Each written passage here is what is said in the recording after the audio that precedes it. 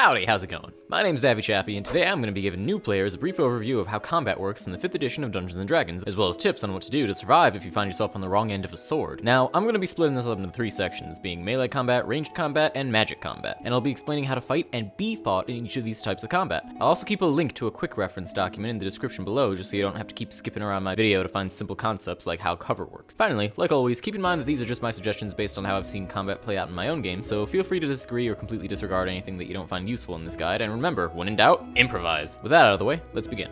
So, to start with, let's just establish right away how turns work. When your turn starts, you have an action, a bonus action, and a reaction. All abilities will say which type of actions you have to take to use it, with most things taking an action, certain secondary abilities taking a bonus action, and things that you do in reaction to something taking, well, a reaction. You only ever get one of each unless a rule says otherwise, and they replenish at the beginning of each of your turns. You also have a set amount of movement, usually 30 feet, but it can be more or less, unless an effect tells you otherwise. Since movement isn't any type of action, you're allowed to move in between actions, meaning you can move, take an action, move, take a bonus action, and keep moving as long as your total movement doesn't exceed your maximum amount of movement. Remember that, on a grid, every square is 5 feet, so a person with 30 feet of movement can move 6 squares in a turn normally. Also, like actions, movement replenishes at the beginning of your turn. Okay, got all that? Now we can talk about how you should use these actions in a fight. Melee combat's pretty straightforward. You run up, you try to hit somebody, and you hope that they fall down before you do. Simple, right? Well, there are a few tricks that you can perform to make life harder for anybody you're fighting. Firstly, if they try to run away by moving out of range of your melee weapon, you can use your reaction to get an opportunity attack against them. It's basically a normal attack, but it's done on their turn instead of yours, and it uses your reaction instead of a normal action. Do keep in mind, though, that you only have one reaction until the start of your next turn, so remember that you don't have to attack somebody who's running away from you, meaning you have the option to save the reaction for something else. But if you're looking to keep them from running in the first place, then you might want to consider either grappling or shoving them as an action. Grappling requires one free hand, and you make an athletics check versus their athletics or their acrobatics. If you win, you grab them with your free hand, reduce the speed to 0. You can both keep taking actions on both of your turns like normal, and they can spend their action on their turn to try to get out of the grapple, but as long as you're holding onto them, they can't run away, and you can drag them around with you to put them in a more compromising position at the cost of only moving half of your speed. Shoving somebody is calculated the same way, with strength versus strength or athletics, except that you don't need a free hand, and if you win, you either knock them prone, or you can push them 5 feet away from you. Unfortunately, pushing them won't give you an opportunity attack, but if you have multiple attacks, you can replace any of them with either grapple or shove, meaning you can knock them over and then proceed to lay down the law, with the law being a giant fuck-off hammer. On the flip side, here's what to do if you get caught in melee. To start with, assess the situation to figure out if you can take him or not. If you can, go ham. If you can't, or you find yourself losing the fight, then do this. First, decide whether or not you can even outrun your opponent. If you can't, then you might want to start taking the dodge action each turn, which gives people disadvantage to hit you on all attacks, and it also gives you advantage on dexterity saving throws. This will prolong your life until a party member can come and help you out. If you can outrun them, then you can take the disengage action and book it out of there. Alternatively, if you have multiple attacks, I might suggest knocking your opponent prone, then attacking them, then running away.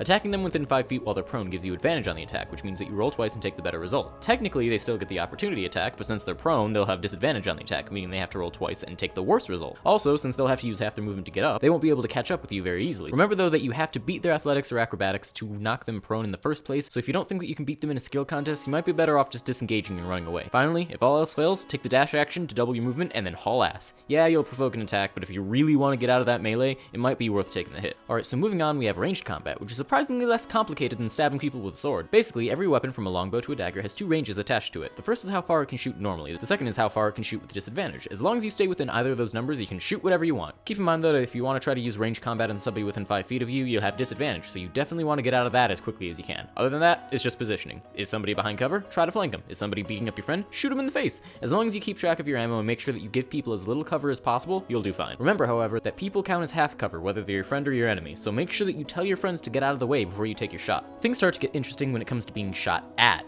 Like I said before, cover is the bane of ranged weaponry, so if you're not a melee fighter, stay behind cover. And if you are a melee fighter, either try to lure your opponent behind cover, or make sure that whoever you're fighting is between you and the ranged person. Now, there are 3 different types of cover. Half cover is the most common. It gives you +2 to your AC and dex saving throws, and it can be things like low walls, furniture, skinny trees, or other people. 3/4 cover is less common, but it gives a 5+ bonus instead, and it can be things like a thick tree, a portcullis, or an arrow slit. Total cover is just plain a wall. You can't be targeted because you can't be seen. Now, the only thing that can really hit you is an area of effect attack that doesn't need to see you. Now, let's say that you're in an area where cover is scarce. You still have another option, and that is to go prone. When you're prone, you're a smaller target, so your ranged attacks have disadvantage against you. The downside is that your movement speed is half to cause half of your movement to stand up, and you yourself have disadvantage on attack rolls, and melee attacks still get advantage, although that last one's only a problem depending on where you're standing. Still, if you're out of options and you want that one dick with the short bow to stop popping out of cover to snipe you, going prone is a valid option. And that brings us to the crazy, zany world of magic. Now, it's pretty much impossible to go over every individual thing that you can do with magic, meaning I'm gonna have to be very generalistic with this stuff, but just remember to get creative. So on the offensive side, you have two types of magic to work with. Attack spells, which focus on your ability to hit an opponent, and save spells, which focus on your opponent's ability to resist. For the most part, your attack spells will be ranged, so you'll want to take my offensive ranged advice for those, and obviously take my offensive melee advice for any melee spells you use. They may also come with an added effect other than damage, and I'd suggest prioritizing those spells so that you can keep your opponents off guard. Save spells are largely the same, but the big difference is that you don't have to worry about your own abilities, you have to worry about your opponent's, meaning that if your opponent has some weakened stats, throw a save spell at them, but if you have advantage against them, use an attack spell. Also keep in mind that if you are under any debilitating effects such as having disadvantage, save spells won't be affected, which is something to think about in case you're thinking of going prone or something similar. Also keep in mind that while certain spells can be casted as bonus action, they come with the penalty of only being able to cast a cantrip as your normal action, so no rapid firing fireballs at people. Now with all this crazy magic that can be used for any occasion, you might be thinking to yourself, what in the world you can do to keep yourself from being turned into a newt? Well, you have a few options, all of which are tricky to pull off without getting yourself hurt a little bit. The first option is to restrain, blind, deafen, or otherwise incapacitate the mage. See, all spells require certain components to work, whether they be verbal, somatic, or material. If you cut off access to any of these components, any spells that require them become impossible to use. In addition, most spells require the mage to target something, which they can't do if they can't see what they want to target. In that case, you don't even need to blind them, you just need to cut off a line of sight between you and the mage by obscuring yourself in total cover from their point of view. Hell, if you wanted, you could actually be that one dick with the short bow that keeps popping out of cover to snipe the wizard. Especially the wizard. Hey, if it works, go for it. Other than that, the only other real solution is to blitz the mage and beat the shit out of it until it falls down, which theoretically isn't too hard given that mages traditionally aren't given that much health, but in practice, I can't imagine that a mage would let it be that easy. You could also wait for it to burn all of its spells, but that really depends on the level of the caster, as low-level mages have barely any spell slots, but higher-level mages can potentially have a lot, so I really don't see this as a good plan. But that'll do it on practical applications of combat. If you enjoyed this video, be sure to leave a like and maybe subscribe if you want to be a cool dude. Also, don't let this guide stop you from any incredibly impractical applications of combat that you might have. All the best stories in D&D revolve around some character being Captain Jack Sparrow, but yeah, Dabby out.